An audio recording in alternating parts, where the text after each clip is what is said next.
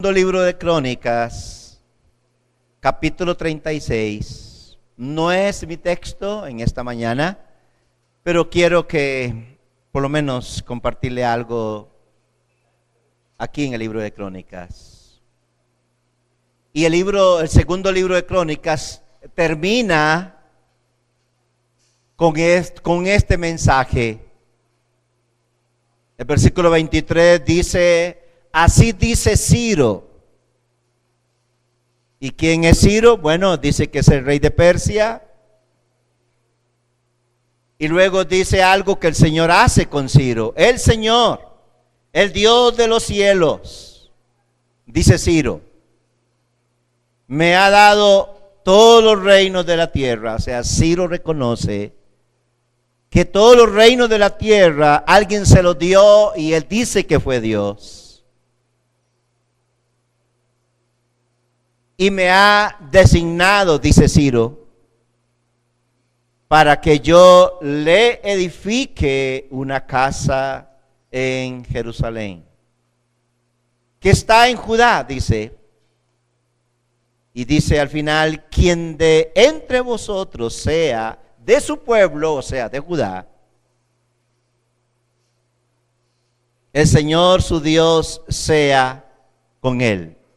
Quiero que entre vosotros sea su pueblo. Quien de entre vosotros sea su pueblo, el Señor su Dios sea con él. Y dice: y suba a Judá.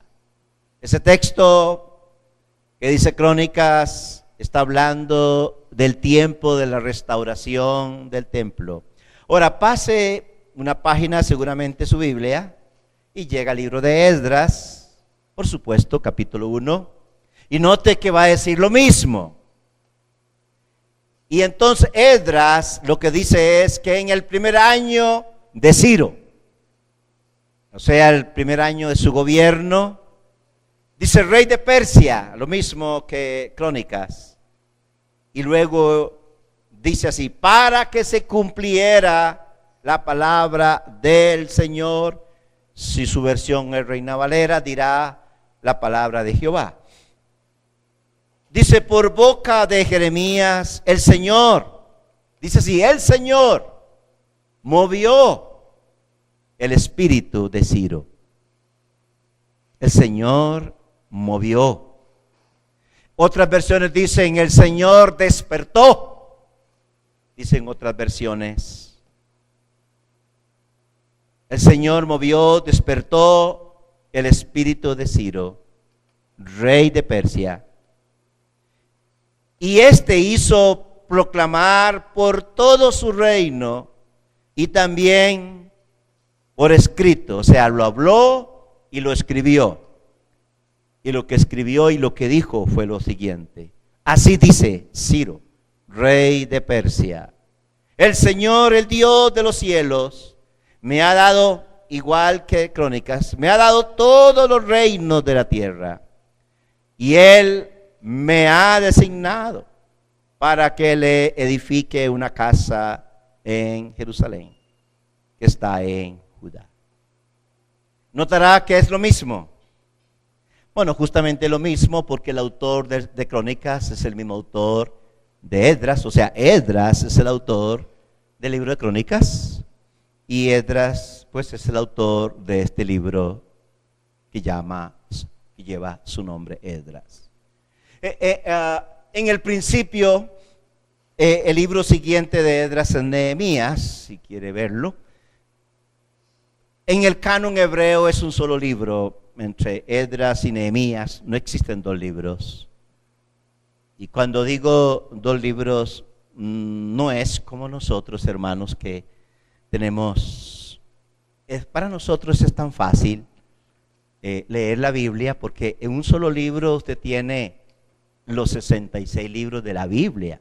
Es que imagínense, usted nada más hace aquí, qué rápido, ya está en Esdras. Pero en tiempos lo que habían eran rollos. Imagínense un rollo. Y el rollo más grande eran 13 metros. Así. Era el rollo más grande que había. Y no habían capítulos. Y a usted le dicen, tiene que buscar el versículo tal. 12 metros. Qué difícil. Y entonces, cada libro eran rollos.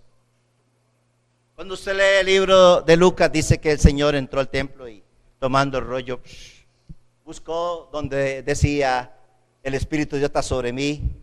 Dice que enrolló el rollo. Y dijo, hoy se ha cumplido. O sea, era muy difícil los rollos, la Biblia aquel entonces eran rollos, sin capítulos, había que leer mucho. Y qué fácil para nosotros hoy buscar un versículo bíblico y todo. Y en aquel tiempo había que pasar mucho rato desenrollando el rollo.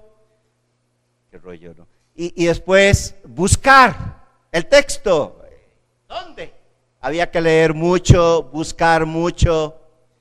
Y más, si alguien le dice, léame ese versículo, ¿y cómo voy a hacer ahora? ¿Dónde encontrarlo? En un rollo tan largo. Y bueno, claro, habían rollos muy pequeños. Filemón, un rollito muy pequeñito, una carta muy pequeña, una hoja nada más. Pero cuando eran libros muy extensos, en manuscritos, era muy difícil. Hemos titulado el sermón esta mañana, La restauración después del cautiverio. Cuando la Biblia menciona la palabra despertar, despertó el espíritu de Ciro. Es porque despertar, usted se despierta porque se supone que antes de despertarse, ¿cómo está? Dormido. ¿Okay? En la Biblia también dormir es una palabra que se usa para estar muerto. Cuando la Biblia dice que el Señor en su segunda venida despertará a los que murieron en Cristo. O sea, trata de decir que estando muerto es como para despertarle. Cuando Jesús, capítulo 11 de Juan, le dice a sus discípulos, Lázaro duerme. Si usted lo ha leído, Lázaro duerme. Pero en verdad Lázaro estaba dormido. ¿Cómo estaba? Muerto. Pero es un lenguaje en la Biblia para decir muerto como dormido. Y entonces, una persona dormida, bueno, algunos usan un reloj para despertarse. Yo no sé usted. Otros no. No sé. Hay gente que me tengo que levantar a las 3, no ocupan ni reloj. Increíble. Yo no sé usted. Yo no ocupas. Increíble. Y hay otros que ni el reloj. No lo escuchan, mami, yo no escuché. Y otros no quieren ni ponerlo porque realmente no se quieren despertar. Ok. Cuando el pueblo de Judá fue llevado a Babilonia, Dios había dicho que 70 años en el cautiverio. 70 años son bastantes años. El pueblo realmente se olvidó de Dios.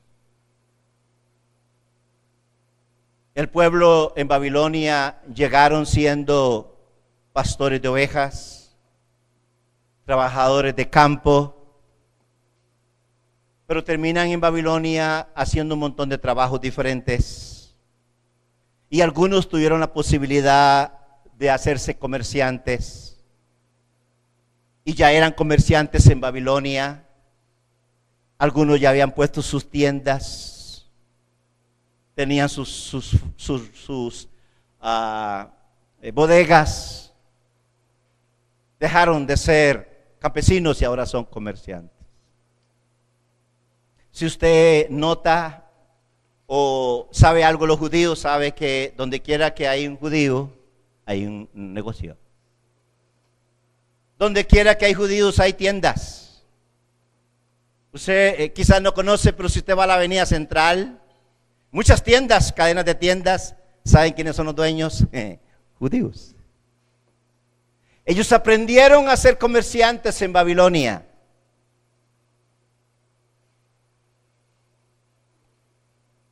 Lo que quiero en esta mañana es que si Dios no interviene,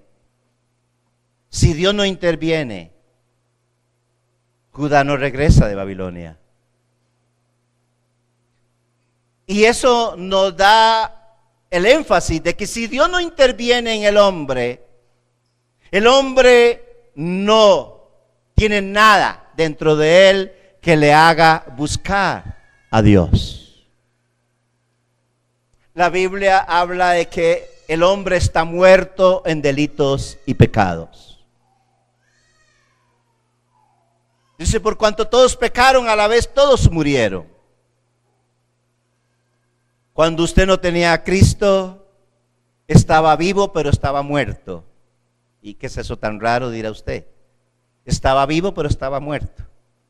¿Usted me entiende eso, Flor, cuando digo eso? Estaba viva, pero estaba muerta.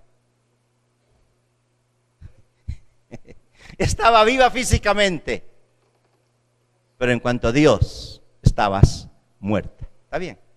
Ya, ahora sí, se asustó, Flor.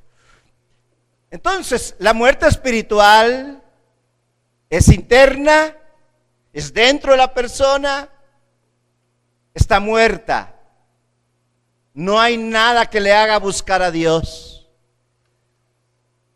No hay nada dentro de él que pueda tener una pequeña manifestación en decir voy a ir a Dios. No, el hombre no puede ir a Dios.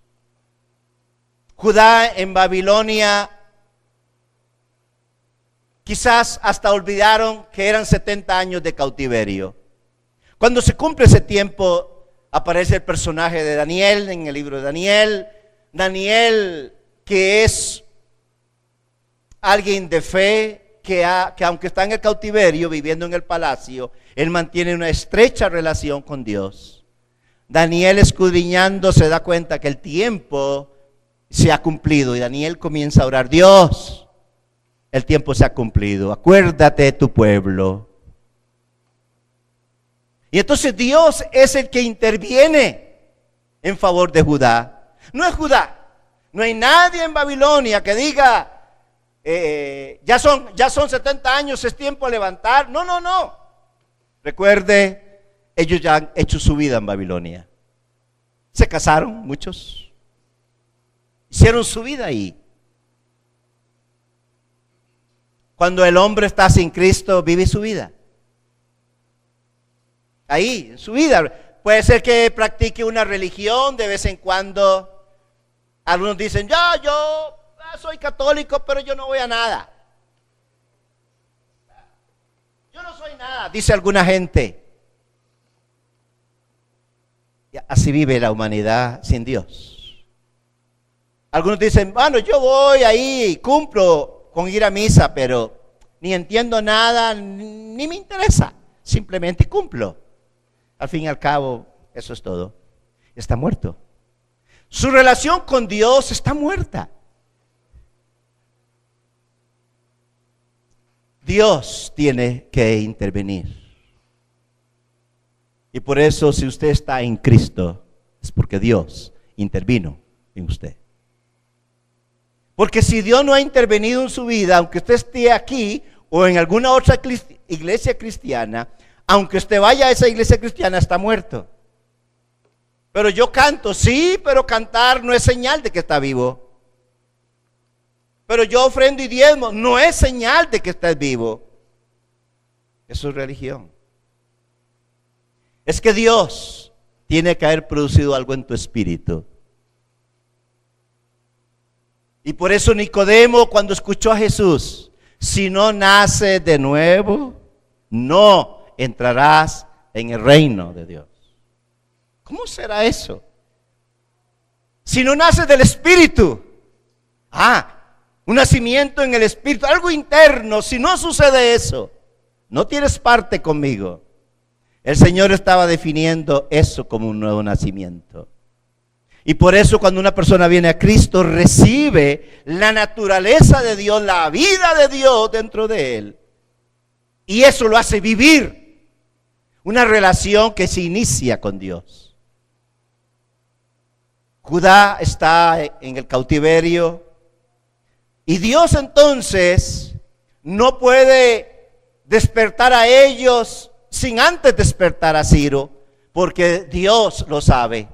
¿Qué hago yo con despertar a ellos si Ciro no los deja venir? Él es el rey y los tiene cautivos. Dios es increíble. Dios va por el lugar correcto. ¿A quién tiene que mover Dios? A Ciro. Porque todo Judá le pertenecía, era pertenencia de él. Era, por así decirlo, lo que él se ganó después de derrotar al anterior reino que era Nabucodonosor, ahora es Darío. Son los persas, ya no son los babilonios. Es Babilonia, pero ya no es Nabucodonosor. Ahora es otro reino y Dios despierta en Ciro, un hombre no creyente. Dios no necesita hablar solo con su pueblo, Dios habla con el que él quiere. Y Ciro es un rey pagano, pero Dios despierta en él algo que aunque él no entienda nada, Dios produce un sentimiento, una decisión. Y esto fue lo que leímos en el libro de Esdras, en el capítulo 1. Dice que Dios mismo produjo algo en en Ciro, en el primer año de Ciro, rey de Persia, para que se cumpliera la palabra del Señor por boca de Jeremías. O sea, ¿qué había dicho Jeremías que tenía que cumplirse? Jeremías había profetizado que Judá estaría 70 años. Y entonces, para que se cumpla la palabra de Jeremías, Dios, que gobierna a los hombres, que gobierna la voluntad de los hombres, el Dios que hace que los hombres reaccionen para bien o para mal, para juicio o para hacer algo bueno, Dios hace eso con Ciro. Dios produce algo en Ciro, despierta en Ciro. El Señor movió el espíritu de Ciro para que él hiciera una proclamación y a la vez lo escribiera. Y él dice, no obliga a nadie, ojo, no obliga a nadie. Mis hermanos, Dios no obliga a nadie a ir al cielo, ojo, olvídelo. Solamente hay un mensaje para la humanidad, para la raza humana. Y estoy hablando como arminiano, señor Andrés. Ahora, porque yo no estoy casado ni con Arminio ni con Calvino. Quizás usted no entiende lo que dije, pero algunos sí, saben que yo soy zaguate. Y entonces, el rey dice, todos los que quieran, tienen la puerta abierta, vayan a reconstruir el templo. No obligó a nadie. El evangelio dice eso, y por todo el mundo, y prediquen el evangelio. El que creyere, gloria a Dios, y se convirtiere, ¿qué será? Salvo. Y el que no quiere, que no creyere, condenado.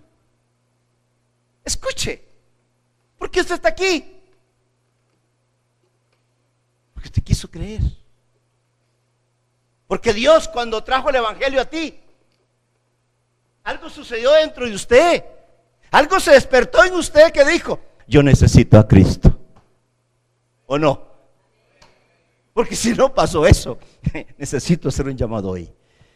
Porque cuando el evangelio es predicado, las emociones, los sentimientos, la mente, todo nuestro ser sufre algo.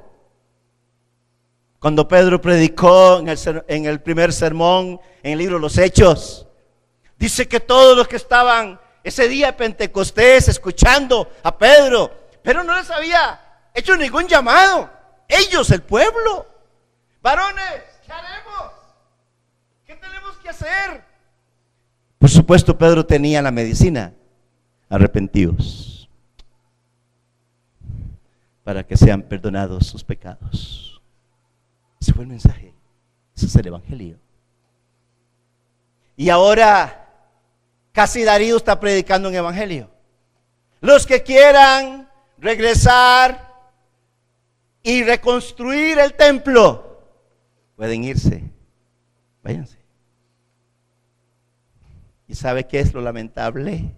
Que muchos que estaban en en Babilonia dijeron: mi negocio lo tengo aquí.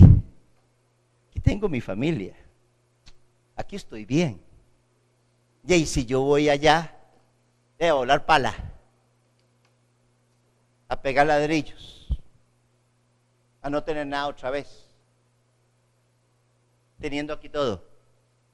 Aquí tenemos todo. Muchos decidieron quedarse. ¿Sabe por qué muchos no abrazan el evangelio? Por su vida. Y yo recibir a Cristo en mi condición, con todo lo que yo tengo aquí, renunciar a eso por Cristo. Porque el evangelio es confrontativo. El que no dejare padre, madre, suegra, mujer, no puede ser mi discípulo. ¿Lo ha leído? Si no hay una renuncia, no se puede seguir a Cristo. Si no hay un arrepentimiento, no se puede seguir a Cristo. Si no renuncio a muchas cosas en mi vida, no puedo ser de Cristo. Por eso muchos han dicho: no, yo no quiero renunciar a mis cosas. Ese es mi estilo de vida. Así yo lo disfruto. Por eso no puedes ser un discípulo del Señor. Si no renuncias, no puedes ser un discípulo del Señor. Por algo el Señor dijo: el que quiera seguirme va a tener que tomar su cruz y seguirme cada día. Y llevar la cruz significa muerte, morir, renunciar. Voy por aquí, ya no camino más por aquí, caminaré por aquí, a cambio de tener una vida eterna asegurada. Y entonces, cuando Ciro da el edicto, se despiertan en muchos de Judá. Se despiertan muchos al regresar. Y entonces, así como el cautiverio fueron llevados en 3 etapas o 3 partes, así el regreso del cautiverio se da en 3 partes. Y el primero que viene es Zorobabel, descendiente de David. Y él es el que trae el primer grupo. Y se vienen con él. Usted puede leer el libro de Esdras, quienes se vienen. Dios, el decreto de Ciro, el mensaje de Ciro, se abrió la reacción de muchos. Aquí tengo la familia, aquí tengo mis bienes, mis negocios, pero Dios es más importante que mis negocios. Escuche. Los que dejaron Babilonia dijeron: aquí tenemos muchas cosas donde vivir, pero Dios es más importante que todo lo que tenemos. Y dejaron Babilonia y se vinieron para Judá. Muchos kilómetros, más de una semana caminando, muchos días caminando, pagando un precio, porque Dios era importante para ellos. Porque Dios, edificar el templo era vital para ellos. Volver a reconstruir el templo, que fue lo último que perdieron en la tercera vez que fueron llevados al cautiverio. Nabucodonosor destruyó el templo, que para el pueblo judío era la clave de su fe. Fue destruido. Y por eso la clave, la restauración para ellos es reconstruir. La clave era el templo. Escuche. Y siempre cuando se habla de templo, en el Nuevo Testamento, el templo es lo interior del hombre. Por eso el hombre, cuando viene a Cristo, lo primero que es reconstruido en él, ese nacimiento espiritual, es convertir su cuerpo en templo del Espíritu Santo. Y usted, cuando vino a Cristo, cuando Cristo le atrajo a él, usted se convirtió en templo del Espíritu Santo. Así se inicia el camino de restauración, no solamente del templo material en aquel entonces, sino espiritualmente hoy. Si el hombre no es reconstruido de adentro hacia afuera, no existe restauración. Por eso, papá, ¿por qué será que mi hijo pastor es tan desobediente? Se puede tener una conducta de obediencia, pero un corazón lleno de rebelión. Usted, hijo, vaya ahí a la pulpería. Bueno, ya casi no hay en el chino, hay que decir ahora. Bueno, no importa. Vaya ahí donde tenga que ir y me compra tal cosa. Y su papi, yo no quiero ir, mami, yo no quiero ir. Y va zapateando, enojado, pero va. Y usted, mamá, dice, lo logré, él fue. Sí, él fue. Él fue en su conducta exterior. Su corazón nunca fue. Y él viene, mami, ahí está lo que traje. Y sigue chicha y toda la cosa. Es porque él tuvo una conducta aparentemente bien, pero su corazón torcido. Y alguien, mami, yo voy a la iglesia, pero está ahí presente, pero su corazón está lejos de Dios. No le interesa a Dios. Si hay un lugar donde Dios inicia su trabajo en el hombre, hijo mío, dame hoy, ¿qué? Tu corazón. Esa es la centralidad del hombre. Por algo el Señor dijo que del corazón sale todo lo bueno, pero también sale todo lo malo. Por eso cuando el hombre, su corazón no es cambiado, él religiosamente puede hacer un montón de cosas, pero su corazón sigue muerto. Y ya vimos en la Biblia que dormir es sinónimo de estar muerto. Y Dios, si Dios no trabaja internamente en el hombre, la religión trabaja en lo externo. Hagas esto, mañana haces otra cosa, haces otra cosa, pero tu corazón sigue lejos de Dios. Pero cuando el corazón es transformado, cuando Dios interviene ahí se inicia la restauración de Dios. Y justamente esa es la enseñanza que tenemos aquí. Dios mueve el corazón de Ciro para que haga un decreto. O sea, la obra la inicia Dios, no Ciro. Ciro solamente es el instrumento de Dios. Ciro solamente es un rey que está ahí. Él no entiende nada. Dios produce un sentir en él. Dios hace que los corazones de los hombres, no importa quién sea, se vuelva a Dios. Ese es el poder que tiene Dios. Y el canal por donde surge ese mensaje de Dios se llama evangelio. Aquí vemos el evangelio en el libro de Esdras. Y en este caso un hombre gentil, no judío, haciendo un decreto. Y él mueve ese decreto obedeciendo una voz de un Dios soberano que él no puede decirle que no. Ciro solo tiene que obedecer. Y Ciro hace un decreto y ahí comienza el pueblo de Dios, llámese Judá, los que reaccionaron al decreto, los que dijeron sí, cuente conmigo. Y entonces, capítulo 2 de Hebreos, déjenme mencionarle algunos de los que volvieron. Usted puede leerlo en casa. Y mire cómo comienza la lista. Por ejemplo, el versículo 36. Dice, los sacerdotes, de 2 puntos. ¿Cuáles sacerdotes volvieron de los que vivían en Babilonia? Ahí está quiénes. En el versículo 40, levitas. ¿Cuántos levitas? Ahí está.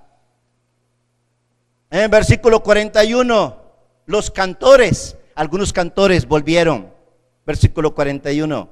Versículo 42, los hijos de los porteros volvieron. ¿Cuántos de ellos? 43. Los sirvientes del templo, ¿cuántos volvieron? Ahí está la lista. En el 58, los hijos de los siervos de Salomón, ahí está la lista. Dice, y esto, versículo 59, y estos fueron los que subieron de Telmela, del Harsa, Kerut, Adán, y comienza a hablar, y de los hijos de los sacerdotes, ¿cuántos? Y el versículo 62, estos buscaron en su registro algunos que no volvieron, que no eran también del linaje de Israel. Pero mire, mis hermanos, versículo 64, toda la asamblea reunida era de 42,360, sin contar sus siervos y siervas, que eran 7,300. O sea, en una suma razonable, volvieron como 50,000. 50,000 reaccionaron en este primer regreso. Volvieron ellos, ¿saben para qué? Valorando a Dios, número uno. Si usted no valora a Dios en su vida, usted no puede ser hijo de Dios. Si Dios no es lo más importante en su vida, no se puede ser discípulo de Dios. Si Dios simplemente es alguien más dentro de tu lista de cosas que haces, si Dios es solamente alguien que está ahí presente tuyo cuando no tienes nada que hacer, cuando está muy aburrido la recreación del fin de semana, cuando no tienes que trabajar ese día, y entonces a lo último te dice, ¿qué hago hoy? Ya sé. Voy a ir al culto. O sea, Dios solamente es como tapar un huequito, es como alguien nada más que está ahí en un momento necesario nada más, pero no es para mí lo más importante. Mis hermanos, Dios tiene que ser lo más importante en tu vida, sin dejar de hacer las otras cosas. Si tienes que trabajar, trabajas. Si tienes que trabajar un domingo, trabajas un domingo. Si tienes que cumplir con requisitos un domingo, lo haces. Pero eso no cambia tu prioridad. Dios sigue siendo número uno para mí.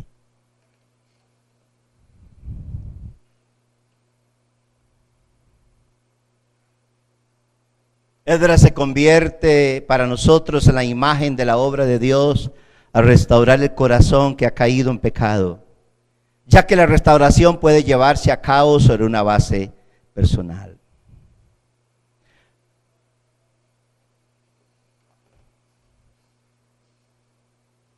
La otra cosa que es interesante y es importante, Zorobabel es descendiente de David. O sea, Zorobabel pertenece a la línea real. O sea que Dios como rey, es importante el linaje de David. Porque cuando nosotros hablamos del Señor, la palabra Señor en griego, que significa amo, significa dueño, que significa la suma total de algo.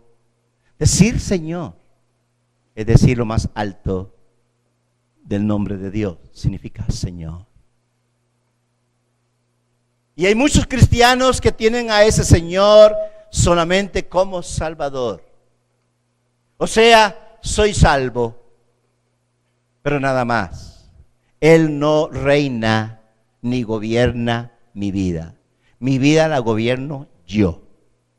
Yo decido cómo dirijo mi vida. Nadie interviene conmigo. Y tampoco se puede ser cristiano así. Él no solamente es Salvador, es Rey y Señor. Y entonces, Zorobabel representa eso, el linaje de David regresa. Pero lo interesante es que Esdras es sacerdote de la línea sacerdotal. Y Esdras representa a Cristo como el que limpia el pecado, sacerdote.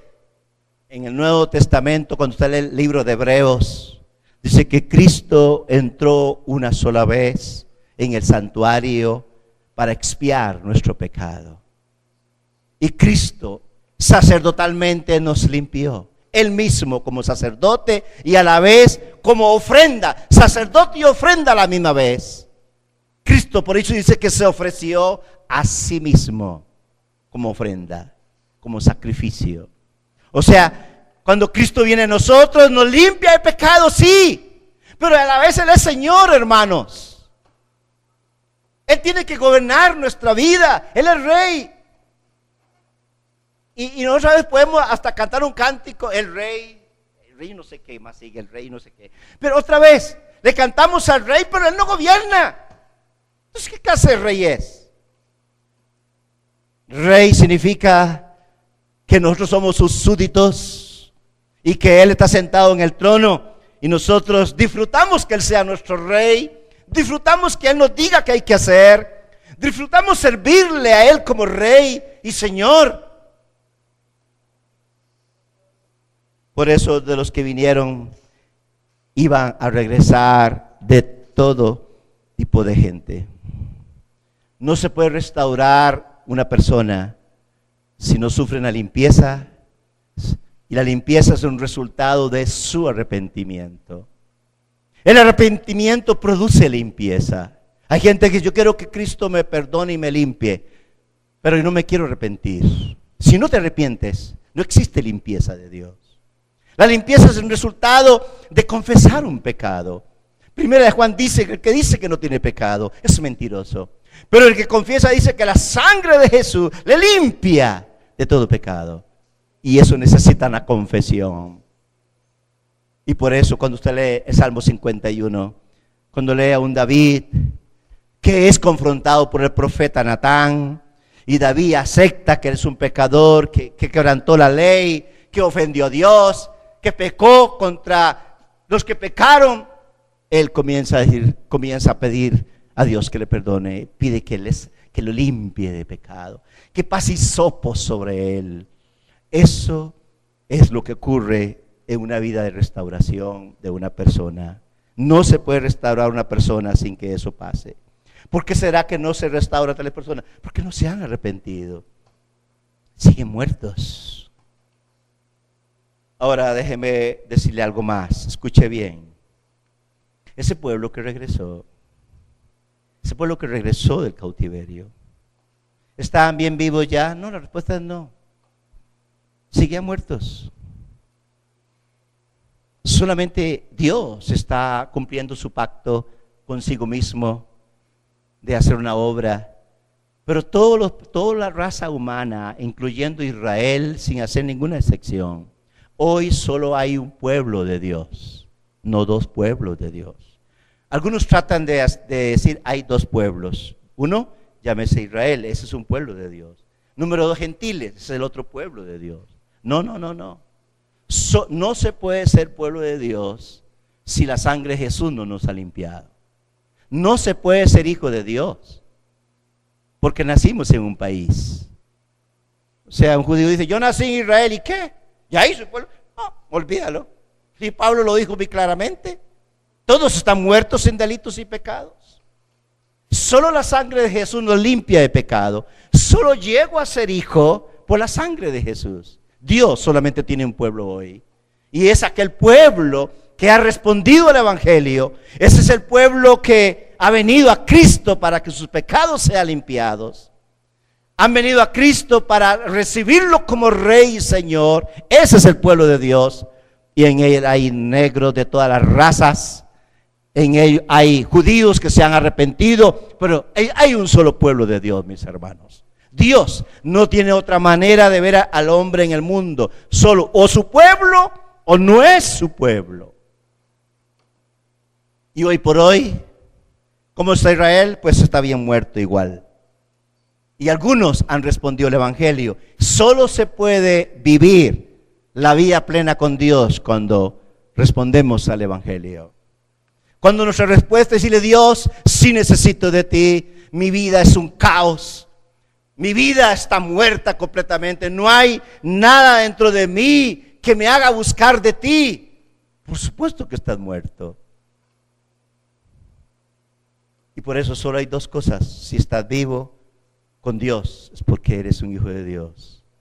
No porque asistes a una iglesia evangélica a ser hijo de Dios. Es porque tú abriste tu corazón. No pudiste.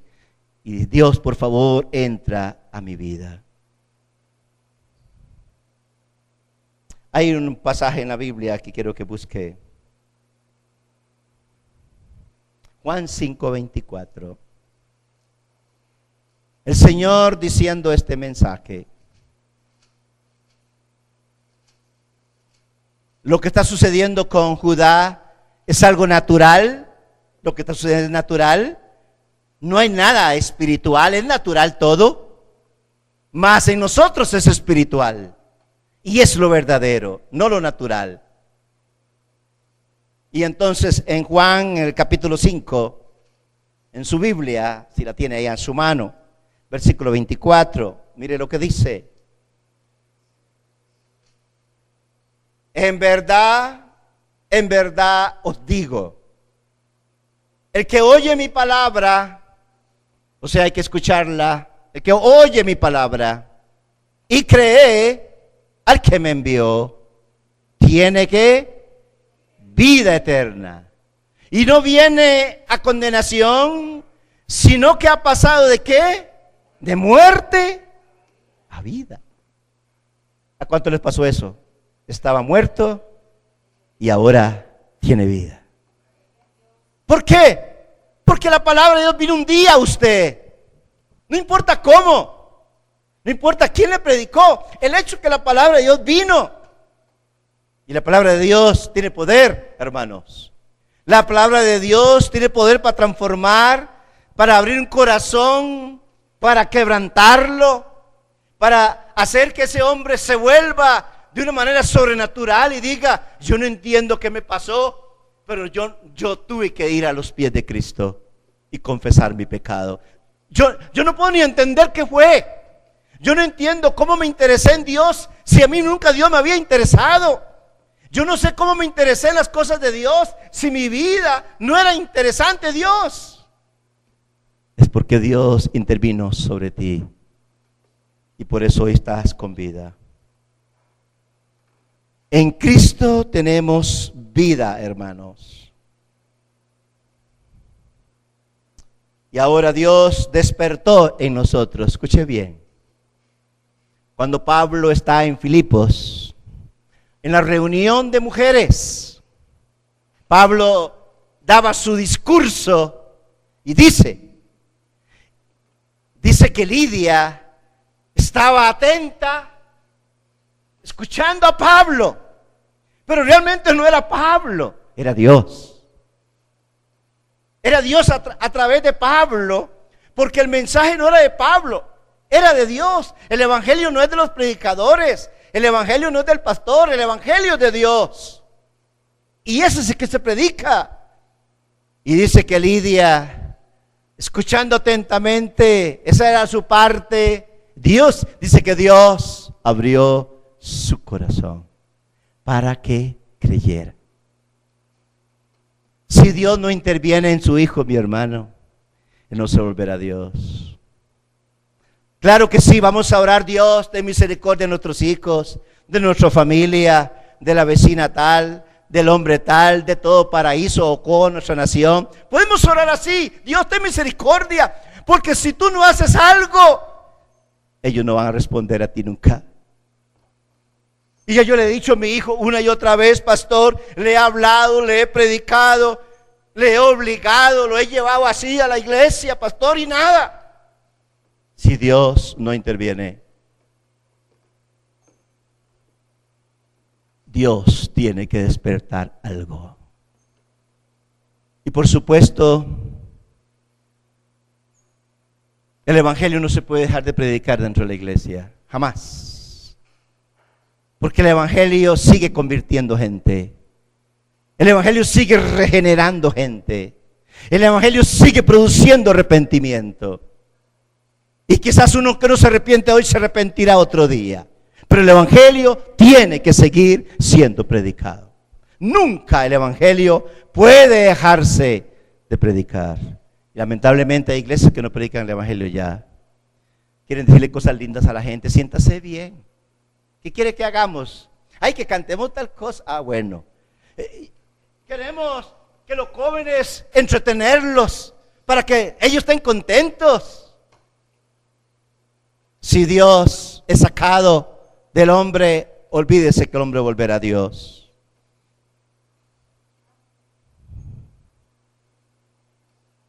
Cuando Judá regresa, o los que regresaron, ¿saben qué es lo que primero que hacen? Construir el altar. Justo en el mismo lugar donde estuvo el templo. En medio de las ruinas. En medio de las ruinas.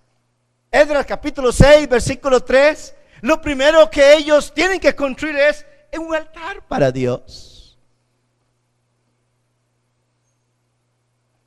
Y por eso su corazón y el mío tiene que ser un altar de Dios. Por eso dentro de usted es todo el templo, pero en lo profundo de su corazón es el altar de Dios dentro de su vida. Y ese altar es preparado para Dios. Y muchas personas han dejado de construir ese altar. Su vida, como Dios no es tan importante, es un altar descuidado. Un altar descuidado es cuando el creyente ha dejado de orar, leer la Biblia, tener aunque sea 30 segundos de oración, para ponerle bien poquito. Pero cuando el creyente deja eso, deja su altar, y ese altar de Dios en nuestra vida, esa naturaleza divina, es alimentada con la palabra de Dios, con la oración, con la lectura bíblica, con un devocional, con una oración, con una alabanza, con una adoración. Eso hace que el altar se mantenga encendido. Pero hay creyentes, yo no sé usted, cuánto lee la Biblia, cuánto ora, o nunca ora. Y usted ha visto que ahora hay ruinas alrededor suyo, espiritualmente hablando, porque ha descuidado el altar. Y entonces lo primero que ellos hacen, ¿saben qué es? Reconstruir el altar.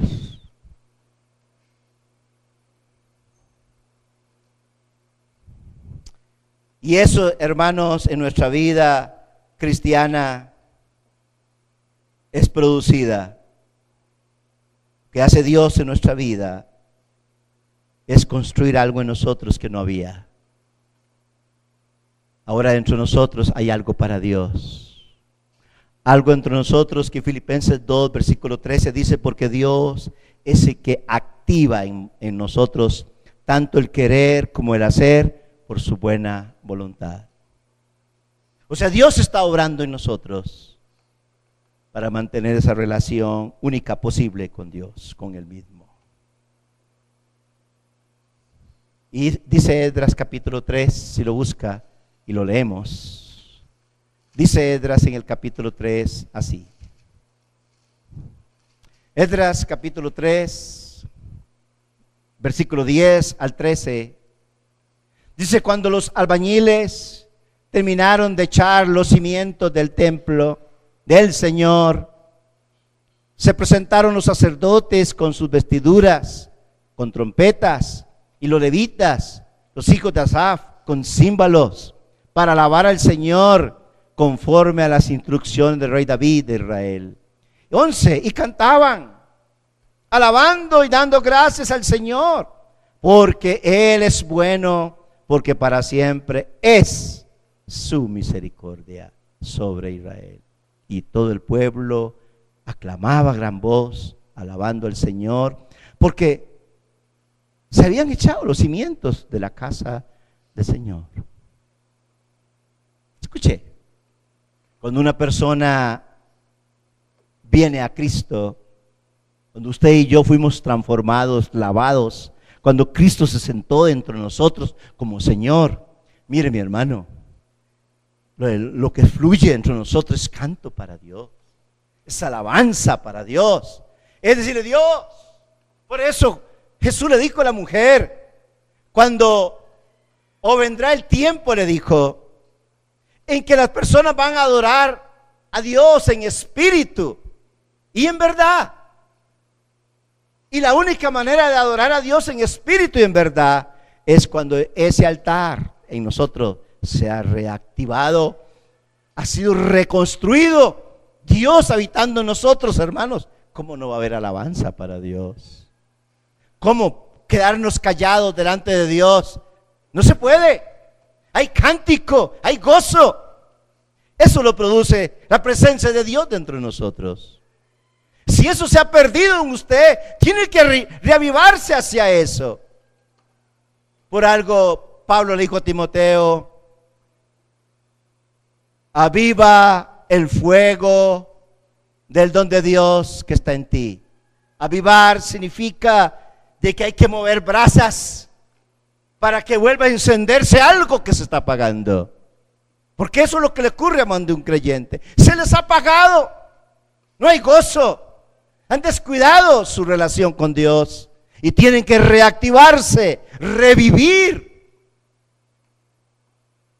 Porque esa relación con Dios tiende a sufrir. Y por eso ahora ellos se ven gozosos, porque para ellos ver el templo que se está reconstruyendo es la vida para ellos. Pero la verdadera vida no iba a ser esa. Usted y yo sí podemos disfrutar de la verdadera vida, que es Cristo en nosotros. Pero era parte del cumplimiento para ellos. Pero qué hermoso cuando una persona dice: yo me he alejado de Él y ahora algo se ha activado dentro de mí otra vez hacia Dios. Y a la vez hay lágrimas, aquí hay personas que lloran de ver lo que está sucediendo, lágrimas de gozo, pero también de lamento, de gozo por lo que está sucediendo y lamento por los años perdidos. Hay gente que dice: ¿cuántos años perdí yo por haberme alejado? ¿Cuánto hemos perdido por no leer la Biblia, por dejar de orar, por dejar la comunión con Dios? ¿Cuánto perdemos? Y a veces uno lamenta todo eso. Yo lamento los años que pude mantenerme fiel y no lo hice. Tiempo que gastamos en cosas que no edifican. Hay gente que dice: solo ese tiempo lo perdí. En algún momento, en el momento presencial, presente, lo disfruté, pero hoy me doy cuenta que no fue la mejor inversión, que lo perdí. Cuánto lamento no haber conocido a Dios en ese tiempo. Cuánto lamentamos muchas veces. Los lamentos siempre vienen después, nunca antes. Ellos lamentaban su desobediencia a Dios, que los llevó 70 años al cautiverio. Mas ahora están contentos, pero a la vez lamentándose aquello. Mis hermanos, Dios quiere una restauración en nosotros espiritual. Dios sigue restaurando hoy. No deje de orar por los que no están en Cristo en su familia. Dios, despiértalos, por favor. Despierta, porque si tú no lo haces, ¿qué vamos a hacer nosotros si Él no lo hace? Y si usted está despierto para Dios, usted va a ser una muestra de ese despertamiento hacia Dios. Y Cristo es glorificado. Y Él sigue obrando hoy en nuestras vidas. Ese proceso de restauración que inició cuando viniste a Cristo, sigue en proceso hoy. Está en camino de reconstrucción. El edificio no ha sido construido completamente en nosotros, hermanos. Tuvo un inicio la reconstrucción. Ellos sí terminaron el templo. El de nosotros no ha sido terminado. Se inició cuando viniste a Jesús. ¿Sabes cuándo va a ser terminado tu templo? Hablando de tu persona. ¿Cuándo será el fin de la reconstrucción? ¿Lo sabes? Anhela la segunda venida del Señor. Ese día tu templo será terminado. Esa última construcción que Dios va a hacer, va a ser transformar tu cuerpo en un cuerpo celestial, espiritual, un cuerpo incorruptible. En su segunda venida será. Ahí Dios terminará de construir a ti. Y hoy estamos en el proceso. Todavía su cuerpo se desgasta, se envejece. Ya no eres el mismo cuando tenías 15, ¿verdad? Que eras como Superman, según tú todo lo podías hacer. Y ahora no, los años pesan. Ya nos cansamos, ya no subimos las gradas igual. Ya salen canas y otras cosas. Y arrugas. Y hay gente que trata de evitar las arrugas y de todo, de tener los años, pero es imposible detenerlo, hermanos. ¿O no? Pero no importa, el hecho es que hay una esperanza. En la segunda venida tendremos cuerpos glorificados. La construcción completa será. Y esa es nuestra fe. Lo que está por venir, no lo que hemos recibido hoy, lo que está por venir. Lo que está por venir es la construcción completa de Dios, la obra de Dios terminada. Pero mientras tanto seguimos fieles al Señor, alabándote, adorándole. Y si tenemos que morir, moriremos. Seguimos en Cristo, nada nos separará de Él. Estaremos más cerca de Él. Y esa es la fe de la construcción verdadera del templo de Dios en nuestra vida. Y al último, todos en conjunto son la iglesia del Señor, la nueva Jerusalén. Será la iglesia del Señor gloriosa, todos los creyentes juntos. Somos la iglesia del Señor. Es el fin de la construcción de Dios para su vida. Por hoy, aguante, soporte, resista. Los días malos vienen y se van.